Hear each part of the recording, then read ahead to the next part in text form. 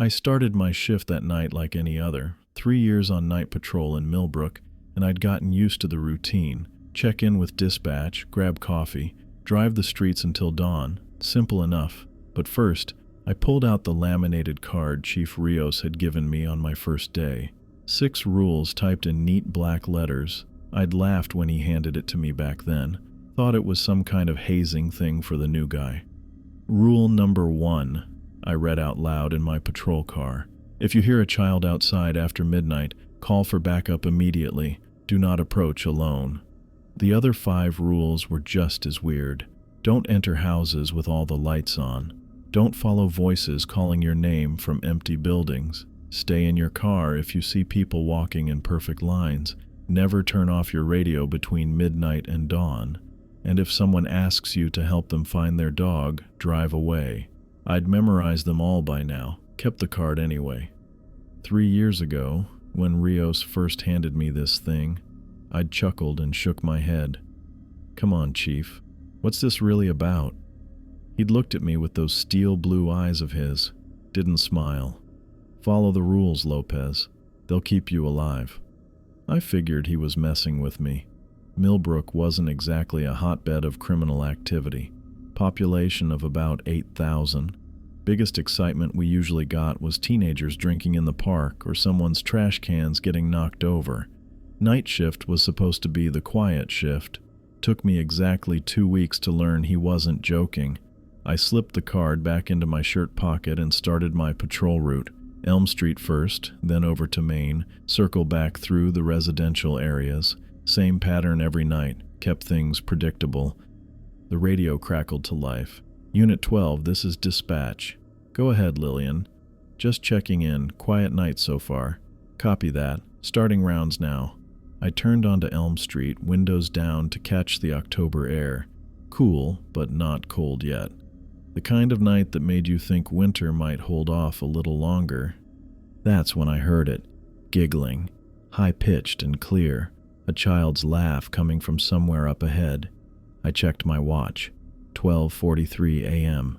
My hand went to the radio before I'd even processed what I was doing, muscle memory from 3 years of following those rules. Dispatch, this is Unit 12. I need backup at my location. Elm Street, near the corner of 3rd. Copy, Unit 12. What's your situation? Possible child in distress, requesting immediate backup. Unit 7 is 15 minutes out. Hold your position. I pulled over and parked, but I didn't get out. Rule number 1 was clear about that. Wait for backup, even though every instinct told me to find that kid right now. The giggling came again. Closer this time. Definitely a little girl. I grabbed my flashlight and stepped out of the car, staying close to the driver's door. The street was empty. Porch lights cast yellow pools every 30 feet or so, but plenty of shadows in between.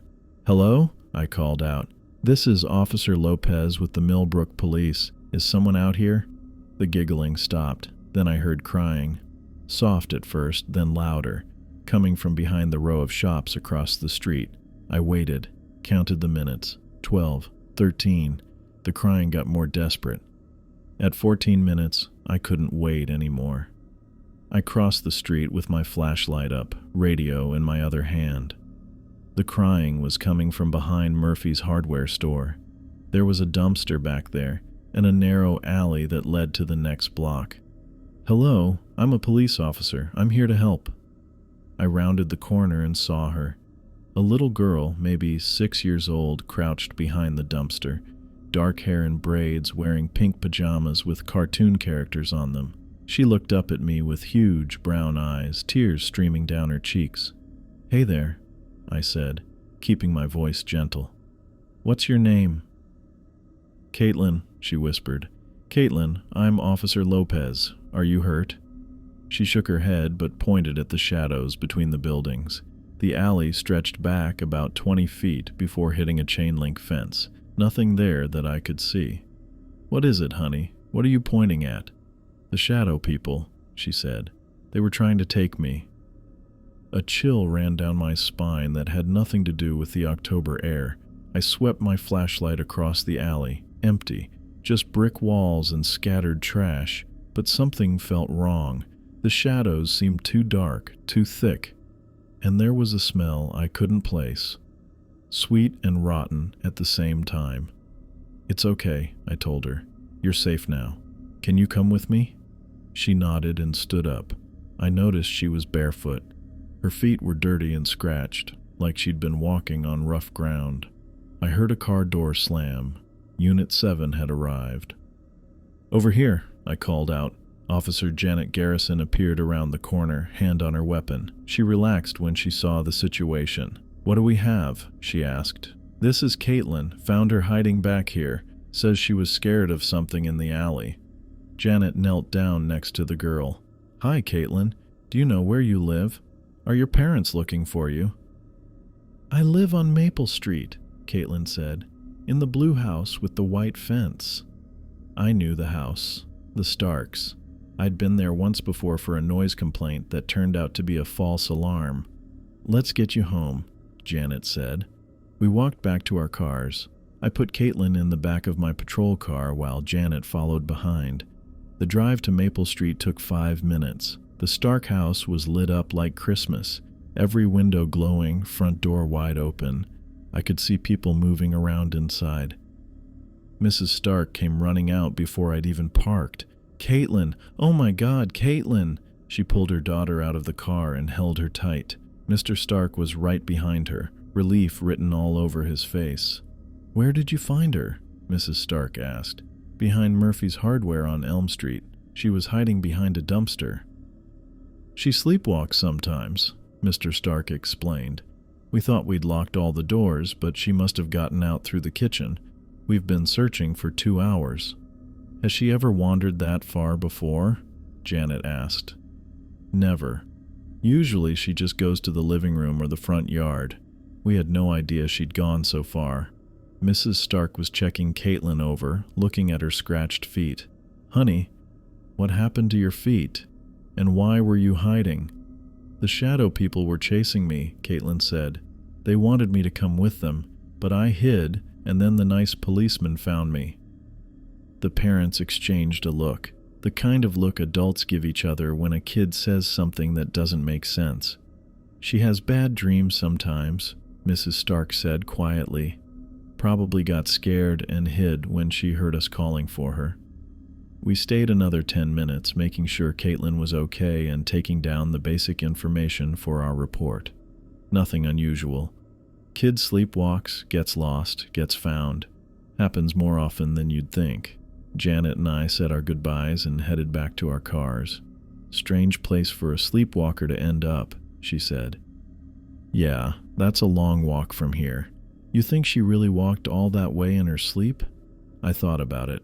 Maple Street to Elm Street was almost a mile, through residential neighborhoods, across Main Street, past the elementary school. A lot of ground for a 6-year-old to cover without waking up. "Don't know," I said, "but she's safe now." Janet nodded and got in her car. I watched her drive away, then sat in my patrol car for a minute thinking. Something about the whole thing bothered me, not just the distance. The way Caitlin had pointed at those shadows, the fear in her voice when she talked about the shadow people, and that smell in the alley. I couldn't get it out of my head. I drove back to Elm Street, told myself I was just being thorough, checking to make sure we hadn't missed anything. I parked in the same spot as before and walked back to the alley behind Murphy's Hardware. My flashlight cut through the darkness, illuminating the same brick walls, the same dumpster, the same chain-link fence at the back, but something was different. I moved closer to the dumpster, playing my light over the metal surface. That's when I saw them. Scratches. Deep gouges in the metal, like something with claws had been trying to get at whatever was behind it. The marks were fresh, no rust in the grooves, metal still bright where it had been scraped away. I counted them, 5 parallel lines on each side of the dumpster, right at the height where Caitlin had been crouching. I took photos with my phone, then walked the length of the alley twice more.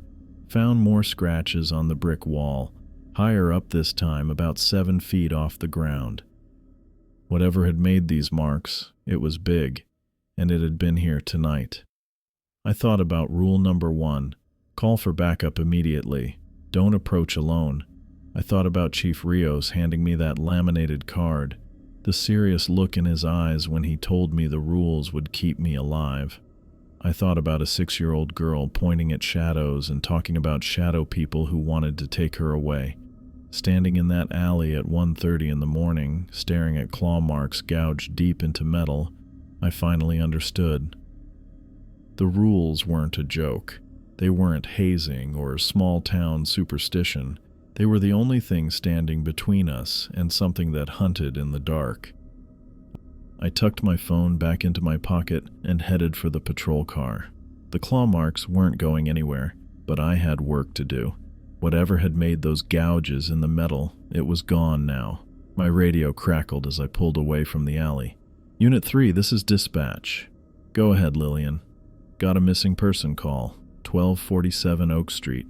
Wife says her husband's been acting strange and she can't find him. I checked the dashboard clock, 2:08 in the morning. Copy that. En route to 1247 Oak Street. I punched the address into my GPS and waited for it to load. The screen flickered, then showed my route. But something looked wrong. According to the display, 1247 Oak Street was an empty lot. No structure listed, no house number in the system. I frowned at the screen. GPS glitches happen sometimes, especially with older addresses or new construction. But Oak Street was one of the older residential areas in Millbrook. Houses there had been standing since the 1950s. Then I remembered Rule 2. Don't enter houses with all lights on. I'd never really understood that one. Why would someone call the police if they had all their lights on? And why would that be dangerous? But after finding those claw marks, after seeing what I'd seen tonight, I wasn't taking any chances. I drove toward Oak Street anyway. GPS or no GPS, someone needed help. The streets were empty as I made my way through downtown. Most of the shops had been closed for hours, their windows dark except for the occasional security light. I passed the diner, the hardware store, the small grocery that served most of the town's needs. Normal, quiet, the way Millbrook always looked at this hour. I turned onto Oak Street and drove slowly, checking house numbers. 1239, 1241, 1243, 1245. Then I saw it, 1247. Oak Street stood exactly where my GPS said there should be an empty lot. A 2-story colonial with white siding and green shutters. A front porch with wooden steps. A mailbox at the curb with the numbers clearly visible. Every single light in the house was on. I pulled over and sat in my patrol car, staring at the house. The GPS still showed an empty lot, but there was definitely a house there. Lights blazed from every window on both floors. The porch light was on. Even what looked like basement windows glowed from below ground level. Rule 2 echoed in my head. Don't enter houses with all lights on. But someone had called for help. A missing person. That trumped everything else. I radioed dispatch. Lillian, I'm at 1247 Oak Street. Can you confirm the address on that missing person call? 1247 Oak Street, that's correct. And you have contact information for the caller? Haley McCoy. She called from the house phone. Said her cell wasn't working. I looked at the house again, every light burning bright against the darkness. Copy that. I'm going to make contact. I got out of the patrol car and walked up the front path. The porch steps creaked under my weight. Normal sounds, normal house, except for all those lights and the fact that my GPS insisted this place didn't exist. I knocked on the front door. Footsteps approached from inside, quick and light. The door opened and a woman in her early 50s appeared. She had auburn hair with gray streaks and green eyes that looked worried. She wore a robe over pajamas and slippers. Officer, thank God you're here. I'm Haley McCoy. I called about my husband. Ma'am, I'm Officer Lopez. Can you tell me what's going on? She stepped back to let me in. It's Brandon. He's been acting so strange lately, saying he can see things that aren't there. Tonight he just disappeared. I've looked everywhere. I stepped into the house, noting how bright everything was. Table lamps, ceiling lights, even decorative lamps were all switched on. The living room looked normal otherwise. Couch, coffee table, family photos on the mantle, but the lighting made everything seem harsh and stark. When did you last see your husband, Mrs. McCoy? Around 11:30. He was sitting right there on the couch watching TV. I went to get ready for bed, and when I came back down, he was gone. The front door was unlocked. Has he done this before? She shook her head. Never. Brandon's not the type to just wander off. He's been having these episodes lately, though. Claims he sees shadows moving when there's nothing there. Says things are watching him. I thought about Caitlin pointing at shadows in the alley, about claw marks on metal.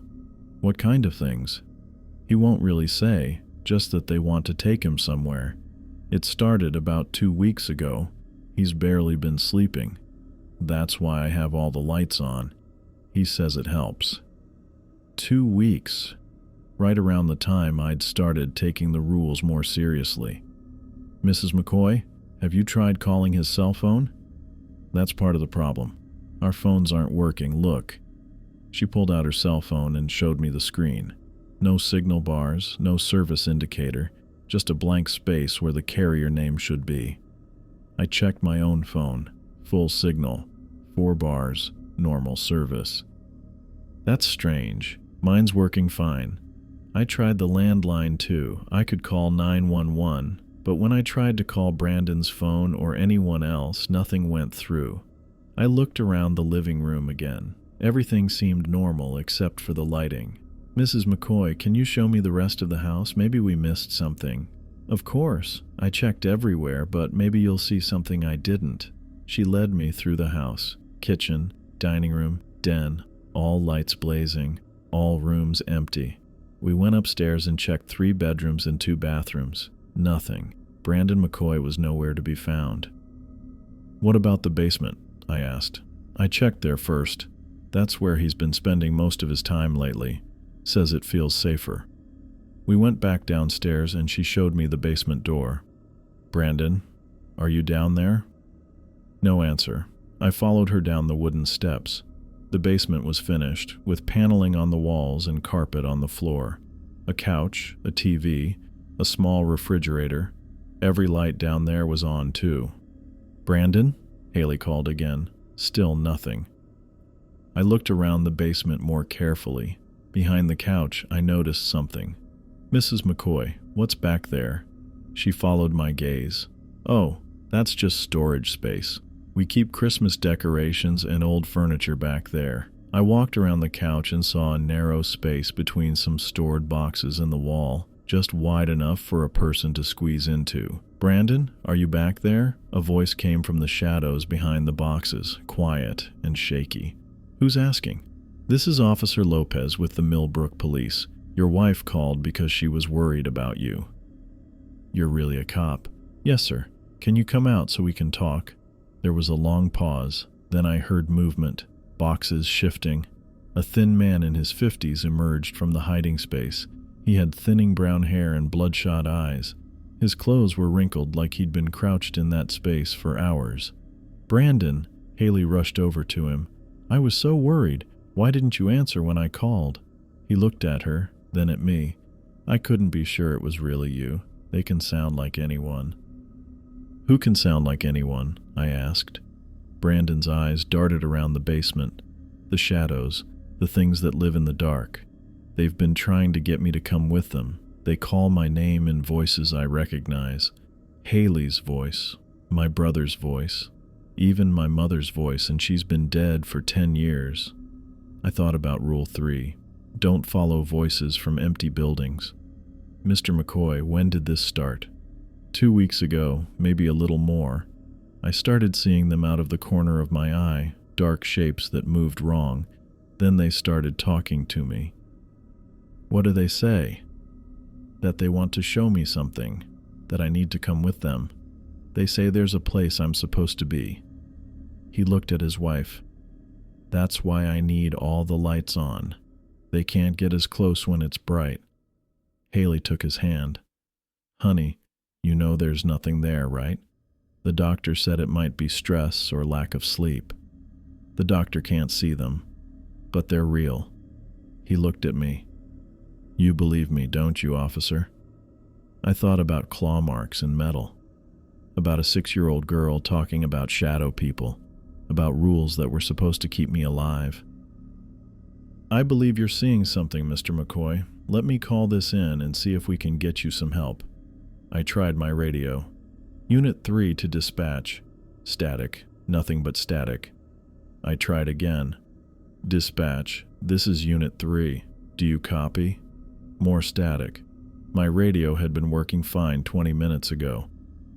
I pulled out my cell phone to call the station directly. Still showed full signal, but when I tried to dial, the call wouldn't connect, just like Haley's phone. That's what happens, Brandon said quietly. When they're close, the phones stop working, the radios too.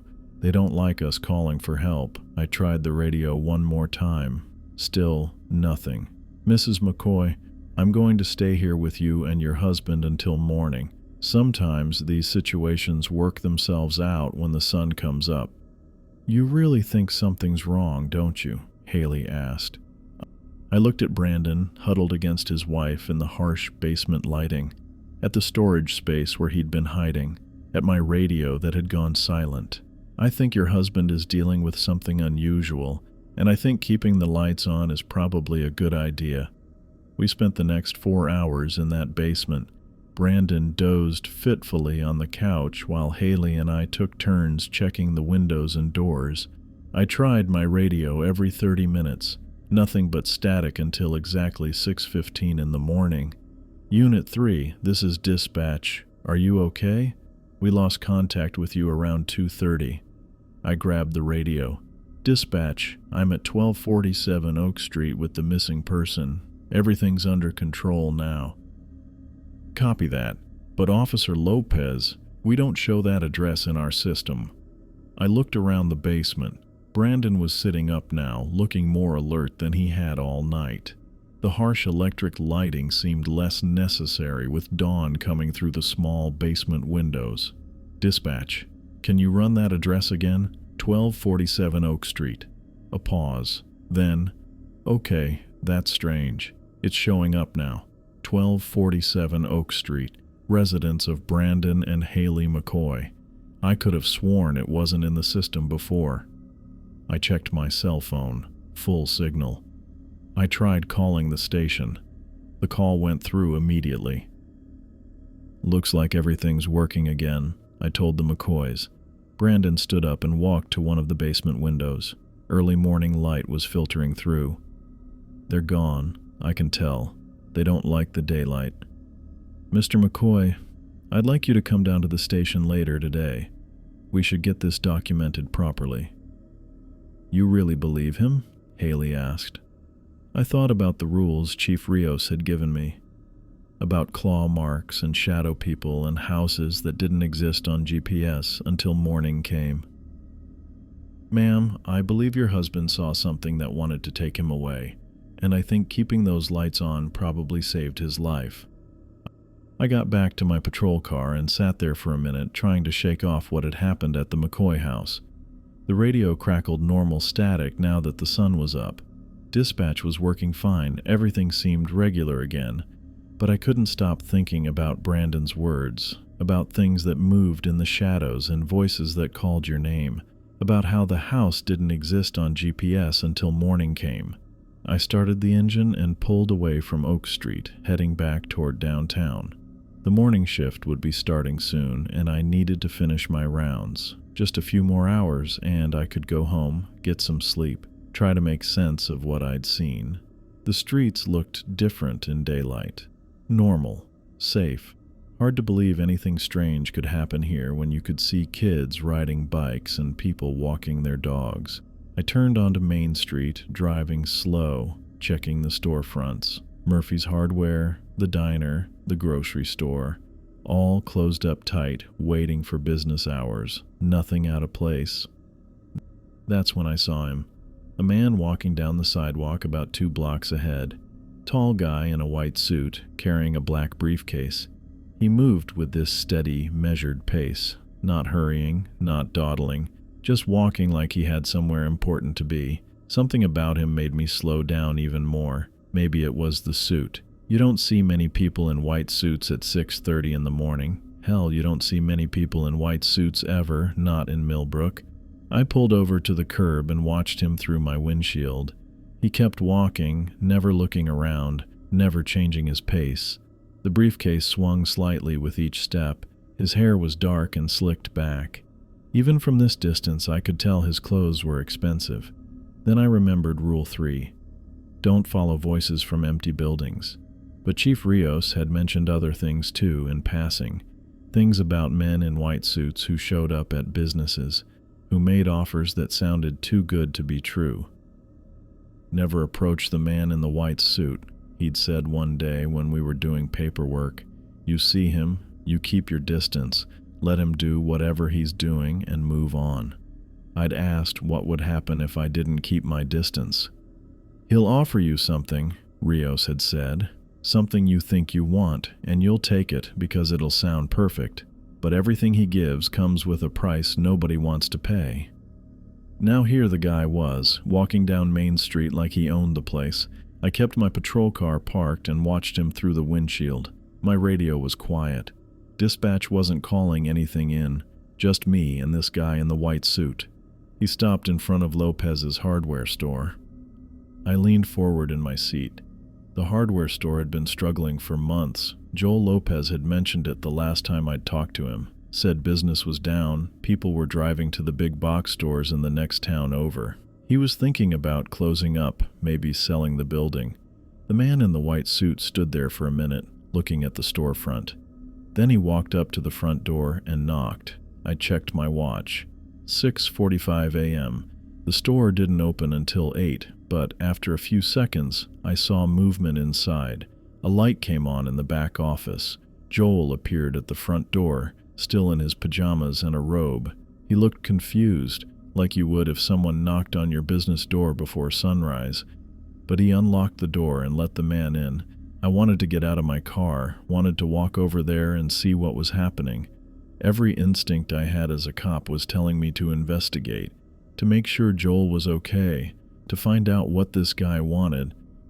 But Chief Rios's voice was louder than my instincts. Never approach the man in the white suit. So I sat there and watched through the store windows. I could see both of them moving around inside. Joel turned on more lights. They went to the counter near the register. The man in the white suit opened his briefcase and pulled out some papers. They talked for maybe 20 minutes. I couldn't hear anything, couldn't see details. Just two figures having what looked like a business conversation.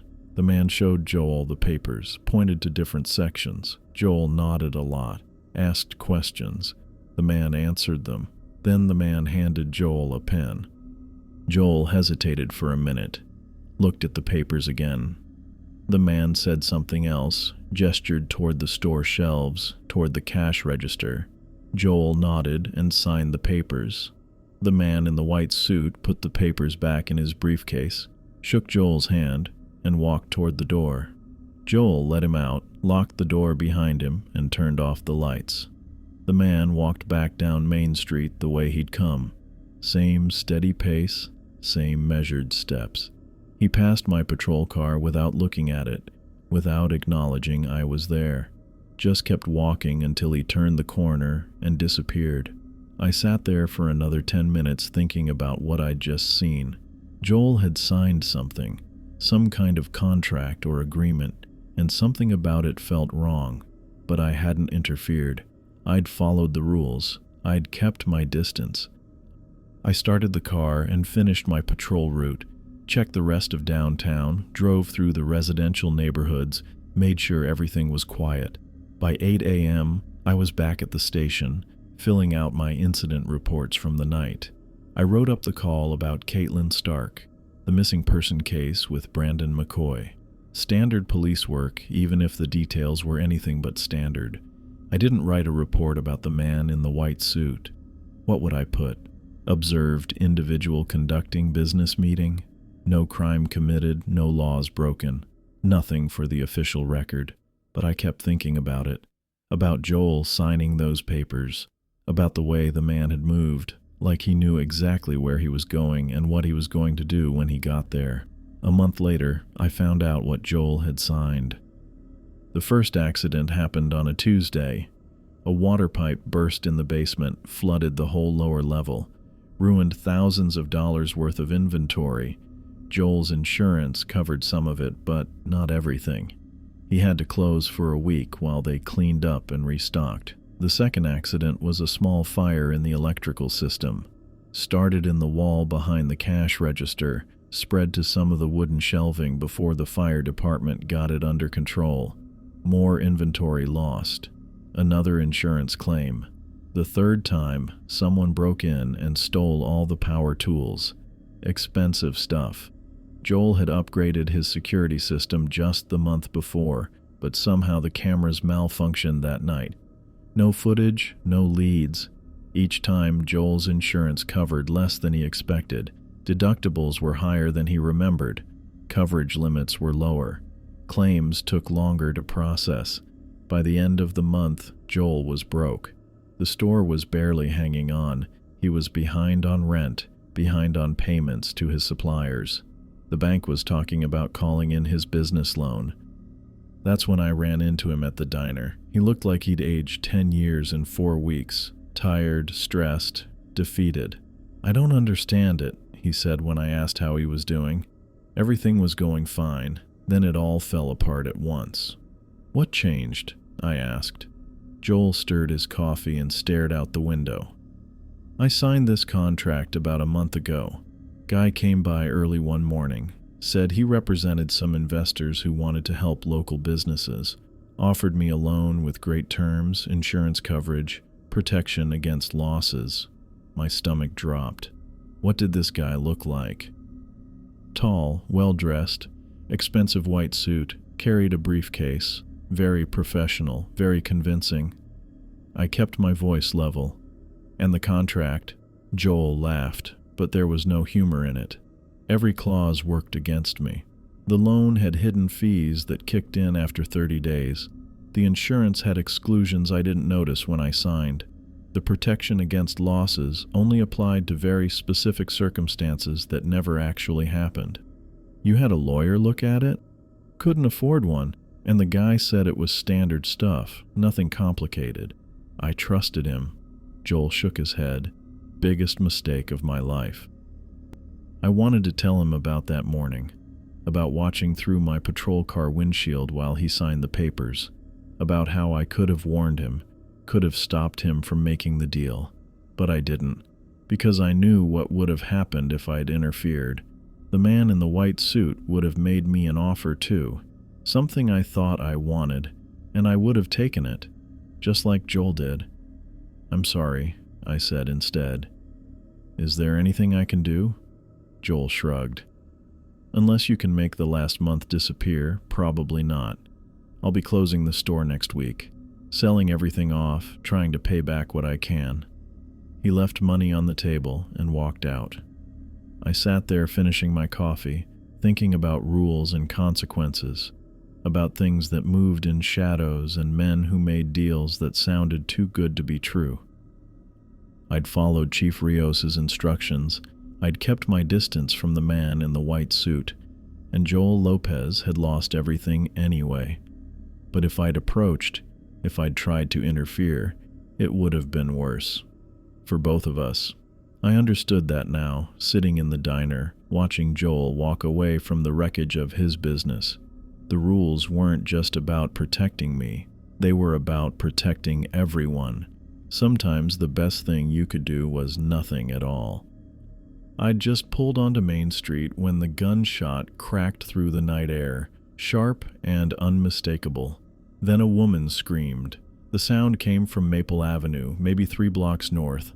My foot hit the brake without thinking. Every instinct I had as a cop told me to flip on the lights and sirens and get there fast. Someone needed help. I reached for the radio to call it in, then stopped. My hand hung there in the air for a second. Rule 4. The 4th rule on Chief Rios's laminated card. I'd memorized all 6 rules months ago, but this one came back to me word for word. If you hear gunshots or screaming between midnight and dawn, do not investigate. Drive in the opposite direction and let other units respond. Another scream. Longer this time. Desperate. My whole body wanted to turn toward that sound. 3 years of police work. 3 years of responding to calls for help. That's what we did. That's what I was supposed to do. But I'd seen what happened when you ignored the rules. I'd seen the claw marks behind Murphy's hardware. I'd spent 4 hours in a house that didn't exist on any GPS while shadows tried to lure Brandon McCoy into the dark. I'd watched Joel Lopez sign his business away to a man in a white suit. The rules weren't suggestions, they were survival. I turned the wheel left instead of right, away from Maple Avenue, away from whoever was screaming. It felt wrong. Everything in me said I was making a mistake, abandoning someone who needed help. But I pressed the gas pedal and drove south on Main Street, putting distance between me and those sounds. 2 blocks later, I pulled over and parked. Cut the engine. My hands were shaking. The radio crackled. Unit 7, we've got reports of shots fired on Maple Avenue. Respond to 1523 Maple Avenue for a welfare check. Unit 7 responding, came Ryder Kelly's voice, professional, calm. I grabbed the radio, almost keyed the mic to warn him, tell him about the rules, tell him not to go. But how could I explain? How could I tell another cop not to respond to gunshots and screaming? How could I say I'd heard it too, but drove away instead? I set the radio down without transmitting. Unit 4, back up Unit 7 to 1523 Maple Avenue, dispatch said. Unit 4 en route, Judy Smith replied, both of them heading straight toward whatever had made those sounds, both of them following normal police procedure, both of them doing exactly what I would have done 3 months ago before I learned the rules were real. I started the engine and drove toward Maple Avenue, not to respond, just to watch. I parked on Oak Street 1 block over, close enough to see the house at 1523 Maple Avenue, far enough away to follow Rule 4. The screaming had stopped, no more gunshots, just the quiet hum of streetlights and the distant sound of sirens approaching. Unit 7 arrived first, Ryder's patrol car. He parked in front of a small ranch house with yellow siding and a front porch. All the lights were off inside. The house looked normal, peaceful even. Ryder got out of his car. Tall guy, red hair, maybe 29 or 30. I'd worked with him a few times, good cop, thorough. He approached the front door with his flashlight out, checking windows as he went. Unit 4 pulled up 30 seconds later. Judy Smith climbed out. Dark hair, serious expression. She'd been on the force longer than Ryder, 5 years, maybe 6. She knew what she was doing. They met at the front door. I couldn't hear what they said, but I saw them talking. Ryder pointed toward the back of the house. Judy nodded. Standard procedure for a welfare check. Cover the exits, knock and announce, wait for a response. Ryder knocked on the front door, loud enough that I heard it from a block away. Police department, he called out. We're responding to reports of gunshots. Need to check on everyone's welfare. No answer from inside. The house stayed dark. Judy walked around toward the back. Ryder knocked again. Hello? Anyone home? This is Officer Kelly with Millbrook Police. Still nothing. Ryder tried the door handle. It turned. The door swung open. That should have been a red flag. People don't leave their doors unlocked after gunshots and screaming, but from where Ryder stood, it probably looked like someone inside needed help and couldn't get to the door. He called for Judy. She came back around from the rear of the house. They stood at the front door together, talking again. Judy pulled out her radio and said something I couldn't hear from this distance. Then they went inside. Ryder first, flashlight beam sweeping through the doorway. Judy right behind him. The front door stayed open behind them. I checked my watch.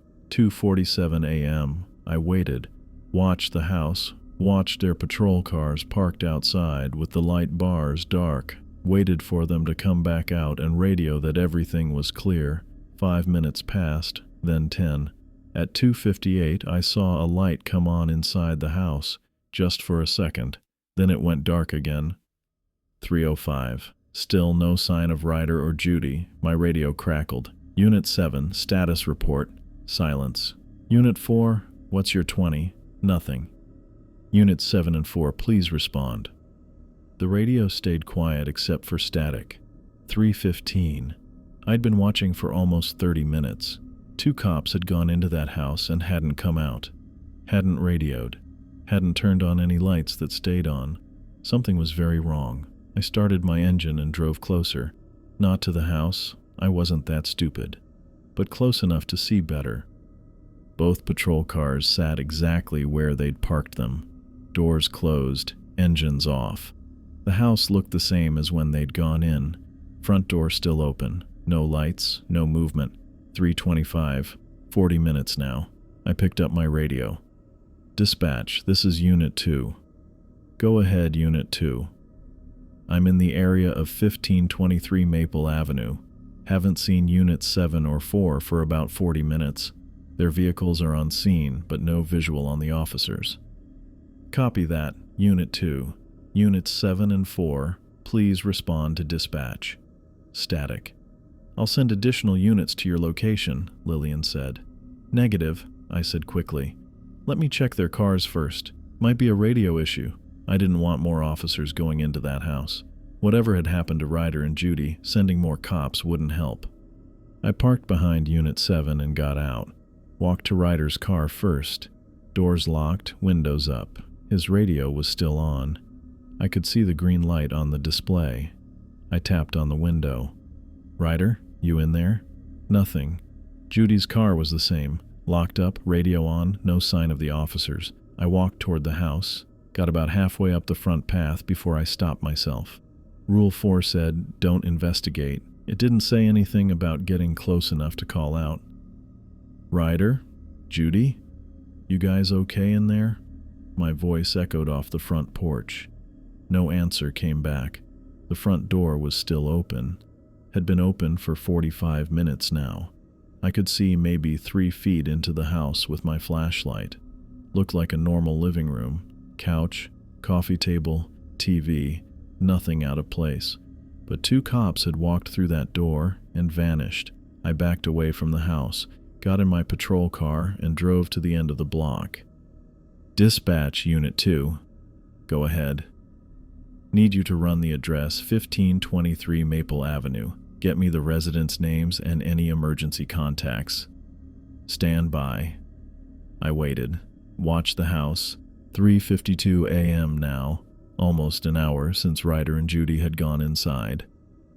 Unit 2. That address comes back to Christopher and Skylar Maldonado. Elderly couple. No priors, no recent calls to that address. Christopher and Skylar Maldonado. I knew those names from somewhere but couldn't place them. Any emergency contacts on file? Negative, just the 2 residents listed. Copy. I'm going to try to reach them by phone. 10-4. I looked up the number and dialed. It rang 4 times before an elderly woman answered. Hello? She sounded confused. Probably woke her up. Mrs. Maldonado, this is Officer Lopez with Millbrook Police. Sorry to wake you, but we've had reports of a disturbance at your address. Are you and your husband okay? A disturbance? What kind of disturbance? Gunshots and screaming, ma'am. About an hour ago. Are you both safe? Gunshots? She sounded genuinely shocked. Officer, we've been sleeping all night. Christopher's right here next to me. We haven't heard any gunshots. Are you at 1523 Maple Avenue right now? Yes, that's our house. We've lived here for 30 years. There haven't been any gunshots or screaming. We would have heard something like that. I looked at the house. Dark and quiet. Front door still hanging open. Ma'am, I need to ask you to check your front door. Is it locked? Just a moment. I heard footsteps, then her voice came back. It's locked tight. Christopher always checks it before bed. But I was looking right at it. The door was open. Had been open for an hour. Mrs. Maldonado, can you see any police cars outside your house? Police cars? More footsteps, a pause. No, officer. There's nothing out there, just our quiet street. I stared at the 2 patrol cars parked directly in front of her house. Unit 7 and Unit 4, plain as day under the streetlight. Ma'am, I'm going to need you and your husband to stay inside and keep your doors locked. Don't open them for anyone until daylight. Can you do that for me? Of course, but I don't understand. Is there some kind of danger? Just a precaution. We'll have this sorted out soon. I hung up and called dispatch. I need backup units at 1523 Maple Avenue. Officers Ryder Kelly and Judy Smith are missing. Their patrol cars are on scene, but the officers are not responding. Copy, Unit 2. Sending Units 3 and 5 to your location. Negative on entering the residence, I said quickly. Establish a perimeter only. No one goes inside until daylight. Understood. Units 3 and 5 respond to 1523 Maple Avenue. Establish perimeter only. Do not enter the residence. I stayed in my car until the other units arrived. Officers Martinez and Thompson, good cops, both of them. They parked at the end of the block like I told them to. What's the situation? Martinez asked when he walked over to my car. Kelly and Smith went into that house over an hour ago. Haven't seen them since. Their cars are still here. Radios aren't responding. Jesus, you try calling out to them? Yeah, nothing. Thompson joined us. Residents say they've been sleeping all night. No disturbance, no gunshots, but the front door's been hanging open since Kelly and Smith went in. Residents can't see our patrol cars either, I added. I asked Mrs. Maldonado to look outside. She said the street was empty. Martinez and Thompson exchanged looks. That's not possible, Thompson said. I know, but that's what she said. We set up a perimeter, watched the house until sunrise. The front door stayed open the whole time. No movement inside, no lights, no sign of Ryder or Judy. At 6 a.m. the door swung shut by itself. At 6:15 I called Mrs. Maldonado again. Good morning, Mrs. Maldonado. This is Officer Lopez. How are you and your husband doing? We're fine, officer. Is everything all right? You called very late last night about some kind of disturbance. Yes, ma'am. Would you mind checking your front door for me? Of course. Footsteps. A pause. It's locked, just like always. And if you look outside, what do you see? Just our front yard and the street. Why? The patrol cars were still there. Unit 7 and Unit 4, exactly where Ryder and Judy had parked them 6 hours ago. Ma'am, we're going to need to speak with you and your husband in person. Would it be all right if we knocked on your door? Certainly. We'll be right there. I walked to the front door with Martinez and Thompson behind me. The door that had been hanging open all night was now closed tight. I knocked. Mrs. Maldonado? Police. The door opened to reveal a small, elderly woman with silver hair and kind eyes. She wore a floral nightgown and matching robe. Good morning, officers. Please come in. We stepped inside. The living room looked exactly like I'd glimpsed it through the open door hours earlier. Couch, coffee table, TV, everything normal. This is my husband, Christopher, she said, gesturing to an elderly man sitting in a recliner. He nodded politely. Mr. and Mrs. Maldonado, we had 2 officers respond to your address last night around 3 a.m. They came inside your house and we haven't seen them since. Schuyler looked genuinely confused. Officers came inside? When? About 3 hours ago. Officers Kelly and Smith, they were responding to reports of gunshots and screaming. I'm sorry, but that's not possible, Christopher said. We've been here all night. No one's knocked on our door. No officers have been inside. I looked around the living room. No signs of a struggle. No indication anyone else had been here. Would you mind if we search the house, just to make sure our officers aren't still here? Of course, Schuyler said, though I can't imagine where they'd be. We searched every room, kitchen, dining room, 3 bedrooms, 2 bathrooms, basement, attic.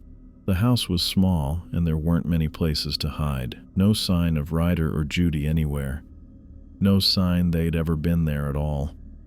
We went back outside. Their patrol cars were still parked in front of the house. "I don't understand this," Martinez said. "Where the hell did they go?" I knew where they'd gone. Same place the Shadows had wanted to take Brandon McCoy. Same place the claw marks behind Murphy's hardware had come from. Same place the man in the white suit returned to after destroying Joel's business. Somewhere else. Somewhere that wasn't here. "We need to call this in," Thompson said. "Missing officers. Start a search." I nodded, but I knew we wouldn't find them. Not with search dogs or helicopters or roadblocks. Ryder Kelly and Judy Smith had walked into that house and stepped out of the world. Because they'd followed normal police procedure instead of Rule 4. Rule 4 had saved my life. I'd heard the gunshots and screaming, and I'd driven away instead of investigating. I'd let other units respond while I watched from a safe distance. And now I knew why Chief Rios had written that rule. Because sometimes the calls for help weren't real. Sometimes they were bait. Sometimes responding to do your job meant walking into something that would make you disappear forever. I looked at the Maldonado's house one more time. Quiet and normal in the morning sunlight. An elderly couple's home where nothing unusual had ever happened. But I'd watched 2 good cops walk through that front door and vanish into whatever darkness was waiting inside. I was walking back to my patrol car when I saw her, a little girl in a red dress, maybe 7 or 8 years old, walking alone down Pine Street. The streetlights caught the bright fabric as she moved with steady, careful steps along the sidewalk. 2:30 in the morning. No kid should be out at this hour. I reached for my radio to call for backup, then stopped. My hand went to the laminated card in my shirt pocket instead. Rule 5. I'd read it dozens of times but never had to use it. If you see a child in red walking alone after midnight, follow at exactly 15 feet. Do not get closer. Do not call out. Do not touch the child. Follow until they stop, then do what needs to be done. Chief Rios had been dead serious when he explained that one. The child in red appears when someone's in danger, he'd said. She'll lead you to them. But Norman, listen to me. 15 feet. Not 14, not 16. Exactly 15 feet. Get too close and she'll disappear. Stay too far back and you'll lose her. And if you lose her, someone dies. I'd asked him what the child was. Rios had just shaken his head. Something that helps. Something that's not entirely human. Follow the rule and she'll save lives. Break it and she's gone. I looked at the girl again. She hadn't turned around or acknowledged me, just kept walking with that same measured pace. I got out of my car and started following, 15 feet. I counted my steps, estimated the distance, adjusted my position. The girl moved down Pine Street without looking back. Her red dress swayed as she walked, and I could see her dark hair hanging straight down her back. She turned left onto Birch Avenue. I followed, keeping my distance. The residential neighborhood was quiet except for the sound of our footsteps on concrete. Porch lights created pools of yellow light every few houses, but most of the street stayed dark. The girl's pace never changed. Steady, deliberate, like she knew exactly where she was going. I checked my watch. 2:35. We'd been walking for 5 minutes. My radio stayed quiet on my belt, but I didn't try to use it. Something told me I needed to focus completely on maintaining that 15-foot distance. The girl turned right onto Elm Street. I followed, counting steps under my breath. 1 Mississippi, 2 Mississippi, about 15 feet behind her. She passed under a streetlight and I got a better look at the red dress. It looked old-fashioned, with long sleeves and a collar, the kind of thing a kid might wear to church 50 years ago. She turned left onto Maple Avenue. We'd been walking for 10 minutes now, weaving through the residential blocks. I stayed behind her, matching her pace, keeping that careful distance. Then she stopped. I stopped too, exactly 15 feet back. The girl stood perfectly still in front of a 2-story house with white siding and black shutters. 1847 Maple Avenue, according to the numbers on the mailbox. The house looked normal, dark windows, front porch, small front yard. But as I watched, I noticed something wrong. Smoke was seeping out from under the front door. Not a lot, just thin wisps curling up from the gap between the door and the threshold. In the darkness, I almost missed it. I grabbed my radio. "Dispatch, this is Unit 2. I need fire department to 1847 Maple Avenue. Possible structure fire." "Copy, Unit 2. Fire department en route. ETA 6 minutes. 6 minutes might be too long. If there was smoke coming from under the door, the fire was already inside. And if this was 2:30 in the morning, there were probably people sleeping in that house. I looked at the girl in red. She stood facing the house, not moving, waiting. I ran to the front door and pounded on it. "Police! Fire department's on the way. You need to get out." No answer. I tried the doorknob. Locked. The smoke was getting thicker. I could smell it now, acrid and sharp. Something was definitely burning inside. I stepped back and kicked the door near the lock. It took 3 kicks before the frame splintered and the door swung open. Smoke poured out, not thick enough to be dangerous yet, but enough to make me cough. I pulled my flashlight and stepped inside. "Police! Anyone in the house?" The smoke was coming from the back of the house, probably the kitchen. I could hear a faint crackling sound. The fire was small but growing. I climbed the stairs 2 at a time. "Fire department's coming. You need to get out now." The first bedroom was empty. The second had a double bed with 2 people sleeping, a man and woman, maybe in their 40s. "Wake up!" I shook the man's shoulder. "Fire in the house. You need to get out." He sat up, confused. "What? Who are you?" "Police. There's a fire downstairs. Get your wife and get out. Are there kids in the house?" "Kids?" "Yeah, 2 kids. Down the hall."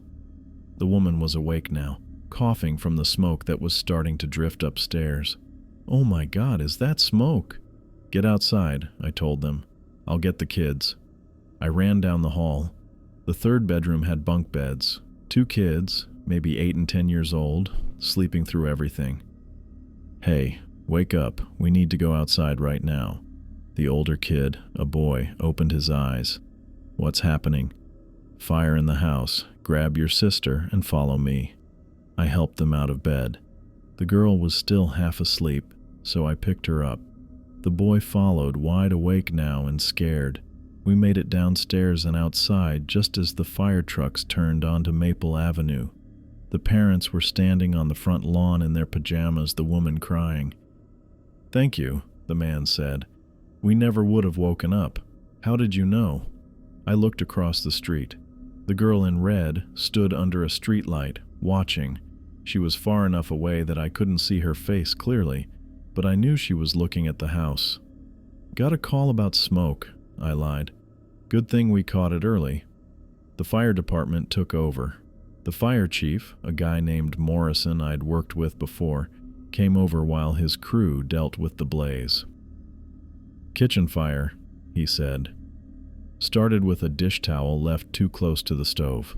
The burner must have been left on. Smoke was filling the house." "How bad would it have been?" I asked. Morrison looked at the family huddled together on the lawn. "Smoke inhalation would have gotten them in another 5, maybe 10 minutes.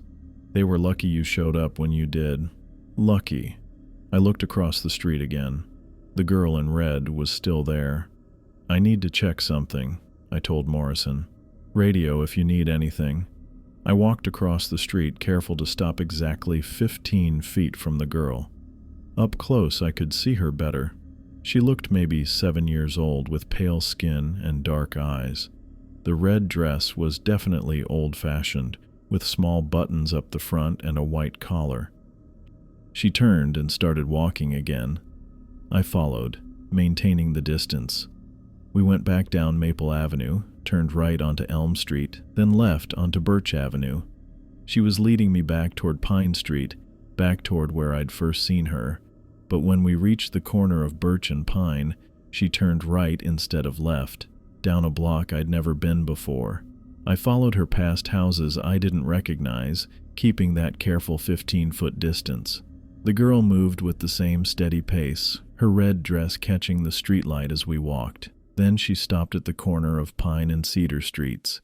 She turned to look at me for the first time since I'd started following her.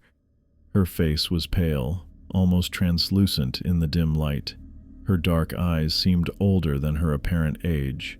She looked at me for maybe 3 seconds, then stepped around the corner onto Cedar Street. I reached the corner and looked around it. The street was empty. No girl in red, no movement, nothing. She'd vanished completely. I stood there for a minute, checking doorways and shadows, but I knew she was gone. Whatever she was, wherever she'd come from, she'd finished what she needed to do. My radio crackled. Unit 2, what's your status? Unit 2 clear, heading back to the scene. I walked back to Maple Avenue. The fire trucks were still there, but the situation was under control. Morrison waved me over. "Family's fine," he said. "Red Cross is setting them up in a hotel for the night. Kitchen's pretty much destroyed, but the rest of the house is salvageable." "What about the smoke inhalation?" Morrison's expression got serious. "Like I said, you got there just in time. Another few minutes and we'd have been dealing with 4 bodies instead of a kitchen fire. The smoke was already thick enough upstairs. They wouldn't have woken up." I nodded and looked at the family. The parents were talking to a Red Cross volunteer while the kids sat on the bumper of an ambulance, wrapped in blankets. All alive because a girl in a red dress had led me to their house at exactly the right time. "How'd you know to check this address?" Morrison asked. "Dispatch said you called it in, but I didn't hear any reports of smoke or fire." "Saw something that didn't look right during patrol," I said. "Decided to check it out." Morrison accepted that answer. In his line of work, he'd probably learned not to question good luck too closely. I stayed until the scene was clear, then walked back to my patrol car.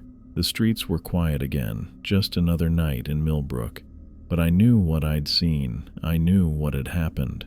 The girl in red wasn't human. She was something else, something that appeared when people were in danger. And Rule 5 existed because someone before me had figured out how to work with her safely. 15 feet. Not closer, not farther. Follow until she stops, then do what needs to be done. I'd followed the rule exactly, and 4 people were alive because of it. The girl had led me to them, shown me where help was needed, then disappeared when the job was done. But I also understood why the distance mattered. When she'd looked at me at that corner, when our eyes had met for those few seconds, I'd felt something cold and otherworldly, something that reminded me she wasn't entirely on our side even when she was helping.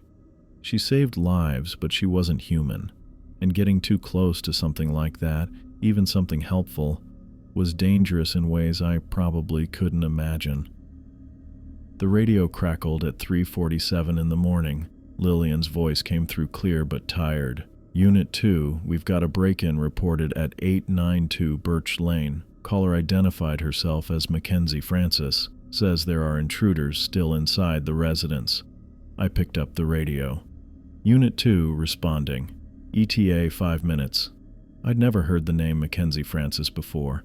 In a town like Millbrook, you get to know most of the residents after 3 years of night patrol. The longtime families, the new arrivals, the elderly folks who call about suspicious noises that turn out to be raccoons. Mackenzie Francis wasn't ringing any bells. I turned onto Birch Lane and checked the house numbers, 876, 880, 886. The streetlights cast long shadows across the quiet residential street. Most of the houses were dark with just a few porch lights glowing. 892 Birch Lane sat between 2 well-maintained ranch homes from the 1960s. But something looked wrong about the address I was looking for. The house appeared older than everything around it, much older. While the neighboring homes had aluminum siding and modern windows, 892 had weathered wood shingles and narrow windows with peeling paint around the frames. The roof sagged slightly in the middle, and the front porch tilted to one side like the foundation had settled unevenly over decades. I parked at the curb and grabbed my flashlight. The house had no porch light, and only one dim glow came from a window on the first floor. The yard was overgrown with weeds, pushing through cracks in the concrete walkway. I walked up to the front door and knocked 3 times. "Police, this is Officer Lopez." "Oh, thank God." A woman's voice came from inside, muffled but clear enough to understand. "Please, you have to help me. They're still in here." "Ma'am, I need you to come to the front door so I can see you." "I can't. They're between me and the door. Please, just come inside. I'm hiding in the back bedroom." I tried the door handle. Locked. The voice sounded genuinely frightened, but something felt off about the whole situation. A break-in with intruders still inside, but I didn't see any signs of forced entry. No broken windows, no damaged door frame. "Ma'am, what's your name?" "Mackenzie Francis." I called 911. "Please, hurry." I pulled out my radio. The rules Chief Rios had given me didn't specifically cover this scenario, but they'd taught me to be cautious about unusual situations. And a resident I'd never heard of in a house that looked decades older than the neighborhood definitely qualified as unusual. "Dispatch, Unit 2 at 892 Birch Lane, requesting backup for a possible break-in in progress." "Copy that, Unit 2. Unit 5 is en route. ETA 8 minutes. The voice from inside became more urgent. "What are you doing? Why aren't you coming in? They're going to find me." "Ma'am, backup is on the way. I need you to stay where you are and keep quiet. Can you describe the intruders?" "I don't know. I heard them break in through the back door about 20 minutes ago. There's at least 2 of them. Please, I'm scared." I walked around the perimeter of the house, checking windows and the back door with my flashlight. The back door looked intact, no damage to the frame or lock. All the windows were closed and showed no signs of being forced. "Dispatch Unit 2, I'm not seeing any signs of forced entry at this location. Are we sure about the address?" "That's affirmative, Unit 2. 892 Birch Lane. Caller reported break-in in progress. Suspects still inside." The woman's voice called out again, louder this time. "Officer, please. I can hear them moving around. They're getting closer."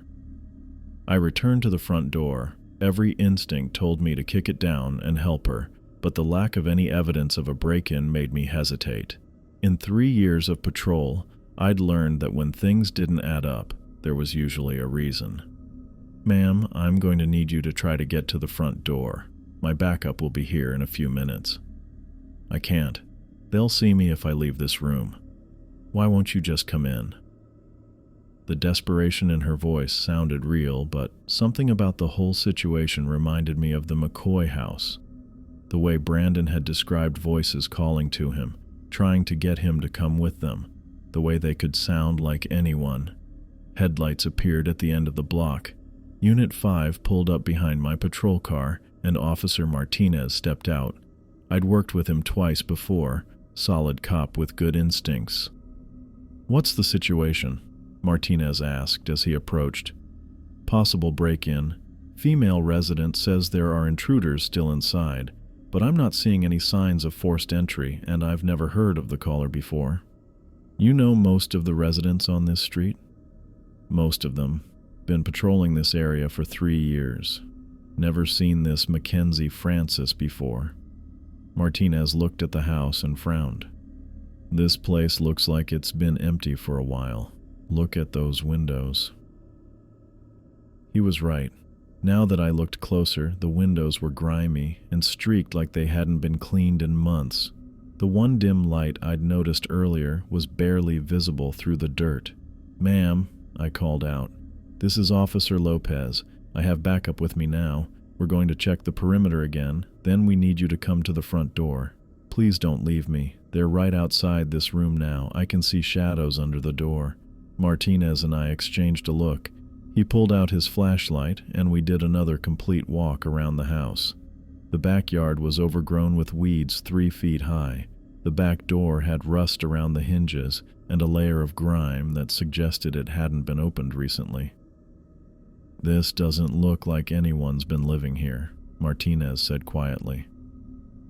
"That's what I was thinking." We returned to the front. Martinez tried shining his flashlight through the front window, but the glass was too dirty to see much inside.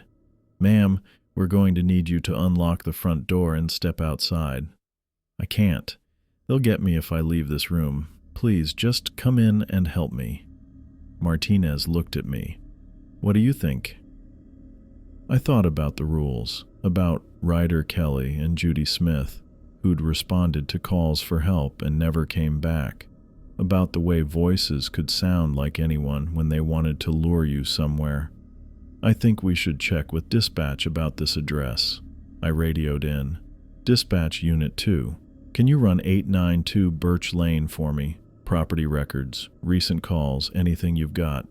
"Stand by, Unit 2. The voice from inside was getting more frantic. "Why aren't you helping me? I called for help and you're just standing out there. They're trying to break down the door." Martinez walked closer to the front window and cupped his hands around his eyes, trying to see through the grime. "I can't make out anything in there. It's too dark." "Unit 2, dispatch. That address is showing as vacant property. Last resident moved out in 2018. No recent utility connections, no calls for service in the past 2 years." Martinez and I looked at each other. The house had been empty for 5 years, but someone was definitely talking to us from inside. "Ma'am," I called out, "can you tell me when you moved into this house?" "What kind of question is that? I've lived here for 3 years. Please, they're breaking down the door. Help me." "Dispatch, Unit 2. We're going to need additional backup and a supervisor at this location." "Copy, Unit 2. Chief Rios is en route, ETA 10 minutes. The voice inside was screaming now.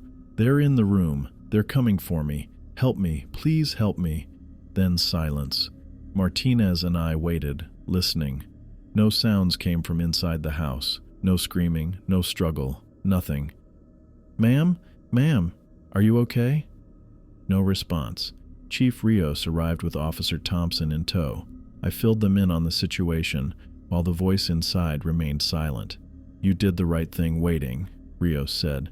"Let's check this out properly." Thompson had brought a crowbar. We forced the front door open and entered with flashlights drawn. The smell hit us immediately. Musty, stale air like the house had been closed up for years. The front room was empty, except for a few pieces of old furniture covered in white sheets. Dust covered everything, thick enough that our footsteps left clear prints on the hardwood floor. "Jesus," Martinez whispered. "Look at all this dust." We moved through the house room by room. Kitchen empty, cabinets hanging open, no appliances.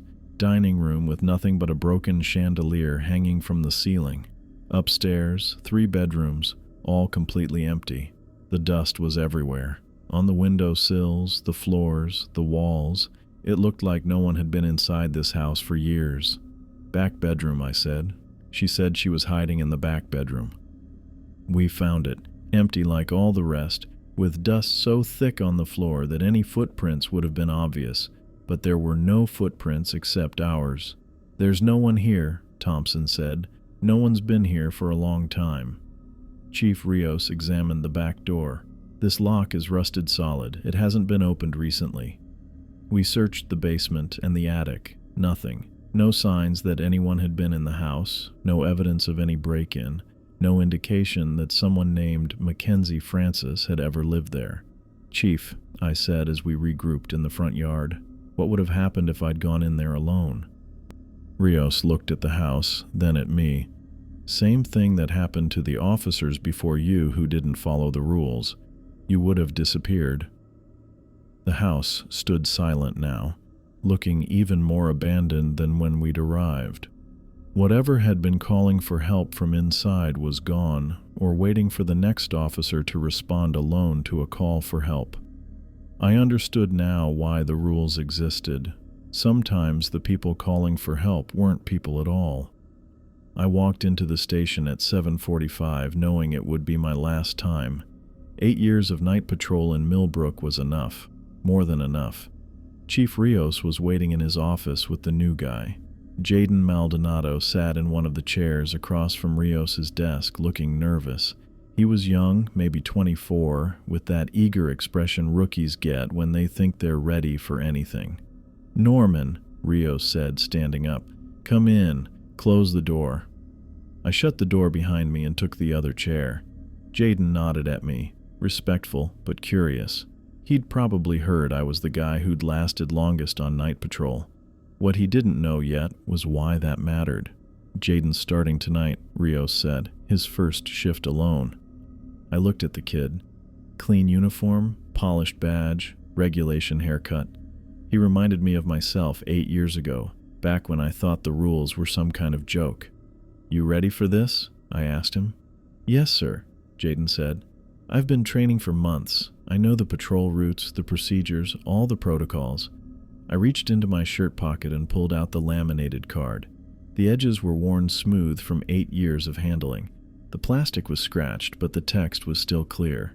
6 rules that had kept me alive when other officers hadn't been so lucky. "This is yours now," I said, handing it to him. Jaden took the card and read it. His eyebrows went up. "Don't approach children heard outside after midnight alone. Don't enter houses with all lights on." "Those rules aren't suggestions," I said. "They're the reason I'm sitting here instead of missing like the others." "The others?" Rios leaned forward. "Tell him, Norman." I'd been dreading this conversation for weeks, but it had to happen. Someone had to explain to Jaden what he was really signing up for. "Officer Ryder Kelly," I said, "responded to gunshots and screaming on Maple Avenue 2 years ago. Went into a house and never came out. Officer Judy Smith, same night, same house. Gone." Jaden's face went pale. "What happened to them?" "Nobody knows. The house was empty when we searched it the next morning. Old couple who lived there swore nobody had been inside all night." "That's impossible." "Rule 4, I said, pointing at the card. "Don't investigate gunshots or screaming between midnight and dawn. Drive in the opposite direction." Jaden read the rule again. "But if someone's in trouble..." "They're not," I said. "Not the way you think. The screaming you hear isn't coming from people who need help. It's bait." Rios nodded. "We've lost 5 officers in 12 years. All of them broke the rules." "5?" Jaden's voice cracked. "Officer Liam O'Brien before Norman's time," Rios said. "Followed a child's voice into an empty building. Never found him.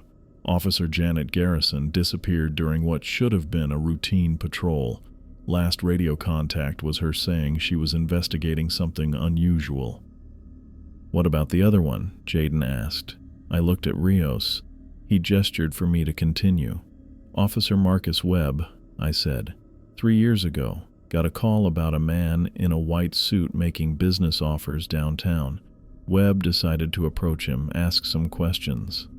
And found his patrol car the next morning. Driver's door open, engine still running. Webb was gone. No trace of him or the man in the white suit." Jaden stared at the card. "This is real? All of this?" "Rule 3, I said. "Don't follow voices from empty buildings. Rule 6, never approach the man in the white suit." "These aren't jokes, kid. This is how you stay alive." "But what are they? What's out there?" "Doesn't matter what you call them," I said. "Shadows, spirits, things that hunt at night.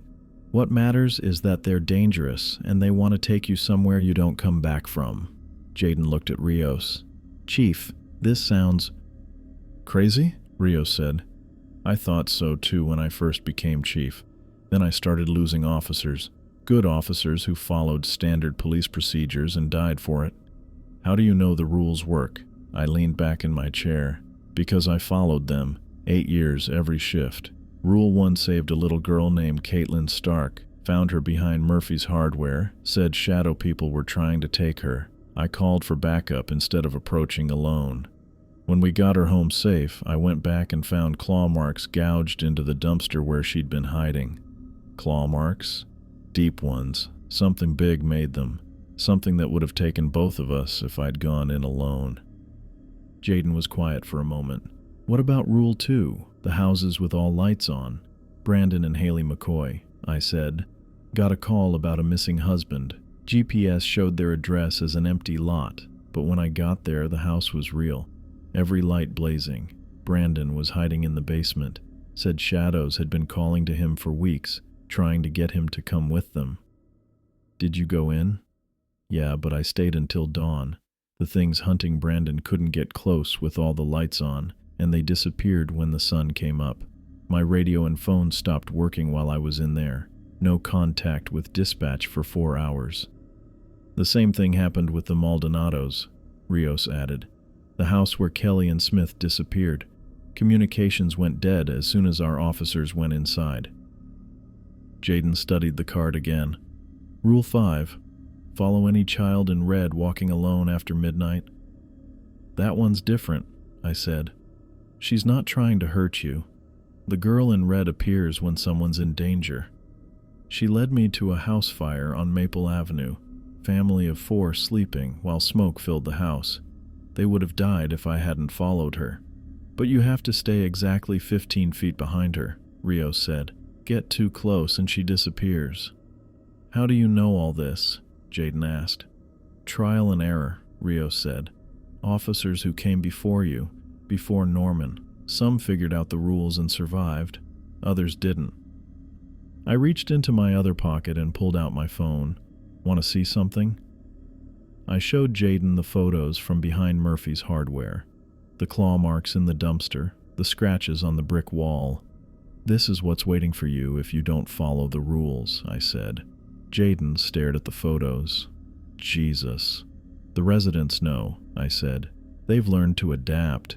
You won't see kids outside after dark. People don't take evening walks. They keep their porch lights on and their doors locked tight. What about businesses? Don't they stay open late? Diner closes at 8, Rios said. Hardware store, grocery store, all the shops downtown shut down before sunset. Only the gas station stays open, and they've got floodlights covering every inch of the parking lot. Everyone just accepts this?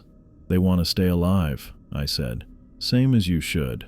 Jaden looked at the card again, reading each rule carefully. Rule 6, never approach the man in the white suit. He makes offers, I said. Business deals, investments, loans. Everything sounds perfect until you read the fine print. Joel Lopez found that out the hard way. What happened? Lost his hardware store, signed a contract with the man in white, thought he was getting financial backing. Instead got hidden fees, insurance exclusions, protection clauses that didn't protect anything. Bankrupted him in a month. But that's just a bad business deal. The man in white knew exactly what would happen to Joel's store, I said. Water damage, electrical fire, break-in. All of it happened right on schedule, just like the contract planned. Rios stood up and walked to the window. The man in white offers people what they want most, but he always takes more than he gives. How do I know if I see him? You'll know, I said. Expensive white suit, black briefcase. Shows up at businesses before they open. He doesn't look right, moves too smooth, talks too perfect. And I just drive away. Fast as you can. Don't make eye contact, don't listen to what he's offering. Just leave. Jaden folded the card and put it in his shirt pocket. 8 years following these rules? Every night, every call. I've seen things that would make you quit the force, kid. But I'm still here because I never forgot that card. What's the worst thing you've seen? I thought about the empty house on Birch Lane, the voice calling for help that wasn't human. The way Ryder and Judy walked into that house on Maple Avenue and just vanished. The girl in red standing under the streetlight, pale as moonlight. The worst thing is knowing that something out there wants to take you, I said, and it's patient. It'll wait for you to make one mistake, break one rule, let your guard down for 1 second. But the rules protect you. They've protected me. Can't promise they'll protect you if you don't follow them exactly. Rios turned from the window. Norman's never lost anyone on his watch. Never had an officer disappear. Never had a civilian die from supernatural causes during his patrol. Because I do what the card says, I said. No exceptions, no variations, no thinking I know better. Jaden nodded slowly. What about backup? Do these things affect other officers? Depends, I said. If you call for backup and follow the rules, usually you're both safe. But if you go in alone, or if you break a rule trying to help your partner, you're both gone. The key is communication, Rios said. Stay in radio contact, follow protocols, trust your partner to follow the rules too. What if I get a call that seems normal but isn't? Trust your instincts, I said. If something feels wrong, it probably is.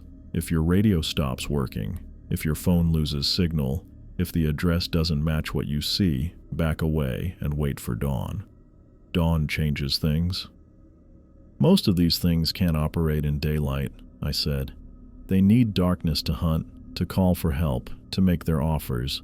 Sunrise is your safety net. Jaden pulled the card out again and read Rule 5. The girl in red. You said she helps people? She does, but she's not human either. She's something else, something that exists to balance out the dark things. Follow her exactly 15 feet behind. Let her lead you to whoever needs help. Then let her disappear when she's done. Has anyone ever tried to talk to her? Officer Davis tried about 6 years ago, Rios said. Got within 10 feet and asked her a question. She vanished immediately. Never appeared again during his patrol. What happened to Davis? Nothing that night, I said. But 2 weeks later he responded to a house fire without her guidance. Family died because he couldn't find them in time. She only helps if you follow the rules exactly, Rios said. Everything is about the rules, I said. They're not suggestions or guidelines. They're survival instructions written in other officers' blood. Jaden was quiet for a long time, studying the card. Finally, he looked up at me. Why are you retiring? If the rules work, why not keep going? 8 years is enough, I said. I've seen too much, lost too many colleagues, and I'm getting older, slower. One night, I might make a mistake. But Millbrook needs protection.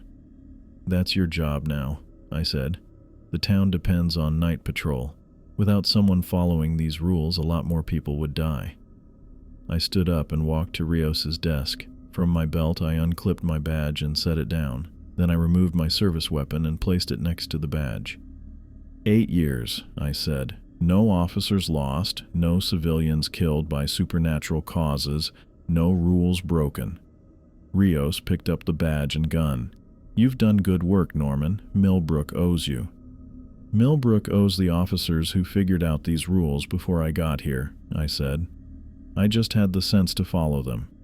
Jaden stood up too. What if I have questions? What if something happens that's not covered by the rules?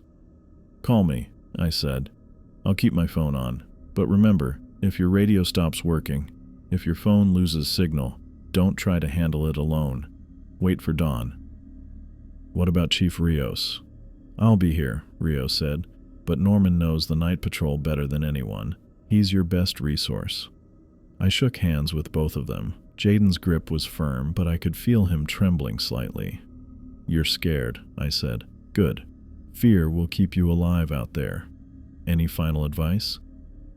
Remember that the things you'll encounter aren't evil in the way people are evil, I said. They're something else entirely. They follow different rules, want different things. Don't try to understand them or fight them. Just avoid them.